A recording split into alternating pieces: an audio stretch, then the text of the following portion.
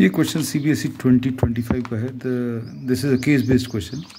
Statement says camphor is a waxy colorless solid with strong aroma that evaporates through the process of sublimation if left in open at room temperature. तो इसमें data कुछ भी नहीं है. A cylindrical camphor tablet whose height is equal to the radius h is equal to r given है, हालांकि इसका कोई यूज़ नहीं होने वाला. Evaporates when exposed to air such that the rate of reduction of its volume is proportional to total surface area. तो ये सारी चीज़ें अभी हम लोग फॉर्म भी कर सकते हैं, but they have given this directly. मतलब इसमें आपको बिल्कुल दिमाग नहीं लगाना, लेकिन ये जो कुछ भी इन्होंने दिया है you can arrive at this equation directly. But this is given dv by dt, rate of change of volume with respect to time is equal to ks, is the differential equation where v is the volume, s is the surface area and t is the time in hours. अब based upon the above information answer the following questions. Now you have to answer some questions. अब पहला question क्या है इसमें? The first question is write the order and degree of the given differential equation. तो भाई इसमें जो highest order derivative use हुआ है dv by dt, that is 1 degree. So we say that the answer to the first part will be order is 1. क्योंकि अगर second derivative d2v by dt square use होता second order तो order 2 बोलते, अगर third order होता तो third order बोलते, लेकिन सिर्फ v को आपने एक बार ही डिफ्रेंशिएट किया. तो ऑर्डर क्या है, आपने दिए हुए वेरिएबल को कितनी बार डिफ्रेंशिएट किया. So we say that the highest order derivative present is 1, therefore the order of this differential equation is 1. और उसके ऊपर जो पावर है that is degree, so degree is also 1. तो ये dv by dt ये हाईएस्ट ऑर्डर डेरिवेटिव है और इसके ऊपर पावर कितना है, 1 है. तो जो पावर है उसको अभी हम लोग डिग्री बोलते हैं. अब इसके बाद सेकेंड पार्ट में substituting v is equal to pi r cube and s is equal to 2 pi r square, the differential equation dr by dt is equal to 2 by 3k. अब ये सारी वैल्यूज़ अगर अभी हम लोग रखें इस इक्वेशन में और सॉल्व करें तो आपको ऐसा कुछ मिलने वाला है. तो अगर नहीं भी दिया होता you can arrive at this equation using this data. तो अब सेकेंड पार्ट में इन्होंने कहा है dr by dt is equal to 2 upon 3k. Solve it given that r0 is equal to 5 millimetre.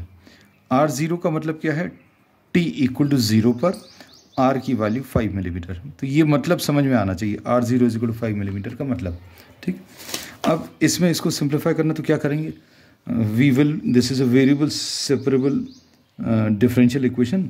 तो dr will be equal to 2 upon 3k dt ऐसा लिख सकते हैं. अब इंटीग्रेटिंग बोथ साइड्स, अगर दोनों तरफ इंटीग्रेट कर दें तो यहाँ पर क्या मिल जाएगा, r is equal to 2 upon 3k है integration of 1 dt and this can be further written as r equal to, this will be 2 upon 3k और 1 का इंटीग्रेशन t आ जाएगा एंड प्लस c.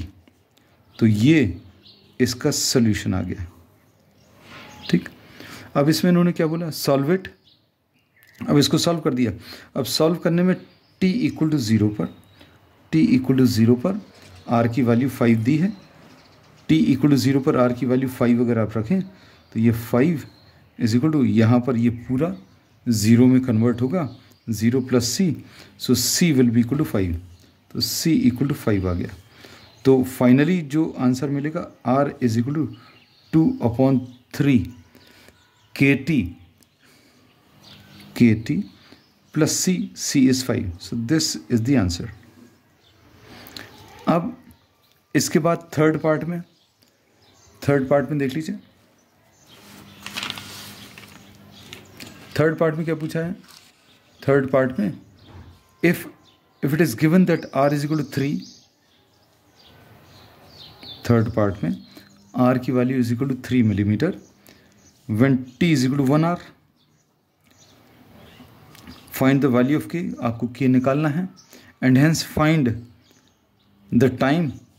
k निकालना, उसके बाद आपको टाइम निकालना है. किसके लिए टाइम निकालना, when r is equal to 0. r is equal to 0 के लिए टाइम कितना होगा ये कैलकुलेट करना है.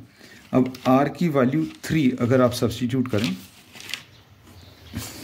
इसमें, 3 is equal to 2/3 k into 1 plus 5। इसको अगर आप सिंप्लीफाई करें 5 इधर चला जाएगा तो 3 minus 5 is equal to 2/3 k। इसमें ये -2 आ जाएगा, -2 और 2 कैंसिल होगा तो k की वैल्यू इसमें -3 आ जाएगी। अब k की वैल्यू अगर -3 है तो ये इक्वेशन क्या बन जाएगी, इसमें सब्स्टिट्यूट करें तो r is equal to 2/3 kt, k is -3 into t plus c। तो इससे इक्वेशन क्या बनेगी, r is equal to -2t plus c, -2t plus c की वैल्यू अभी हम लोग निकाल चुके हैं, so why are we writing this c, -2t plus 5। So this is the relation. अब इसमें इन्होंने क्या बोला है, k निकाल लिया है, रिलेशन निकाल लिया। अब इन्होंने क्या बोला, find the time for r is equal to 0। अब r अगर 0 रख दिया, r अगर 0 है तो 0 is equal to -2t and plus 5। इसको अगर आप सिंप्लीफाई करेंगे तो क्या आ जाएगा, 2t इज इक्वल टू 5, मतलब इससे t की वैल्यू कितनी, 5/2 यानी 2.5 hours. I think it is given in hours. ठीक, अब इसके बाद इसका और वाला part, we will be solving the और पार्ट ऑल्सो। और पार्ट में if it is given that r is equal to 1, r is equal to 1 millimeter when t is equal to 1, find the value of k। अब आपको k निकालना, ये नया set of values हैं, and r is equal to 0 पर t की value कितनी होगी ये बताना। सिमिलर टाइप ऑफ क्वेश्चन जो इसमें फर्स्ट पार्ट में किया था, थर्ड का ए पार्ट में, बिल्कुल वैसा ही है। तो अब इसमें once again we are moving on to the basic relation. जो बेसिक रिलेशन था, r equal to is equal to 2/3 kt plus 5। इसमें r की वैल्यू 1 रख लो, r की वैल्यू 1 अगर रखोगे तो क्या आ जाएगा, 1 is equal to 2/3 k, t की वैल्यू भी 1 है, प्लस 5।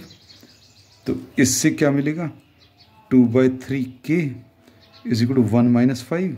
इसको -4 लिखेंगे, ये 2 कैंसिल होगा 2 टाइम्स, तो k की वैल्यू इसमें -6 आ जाएगी।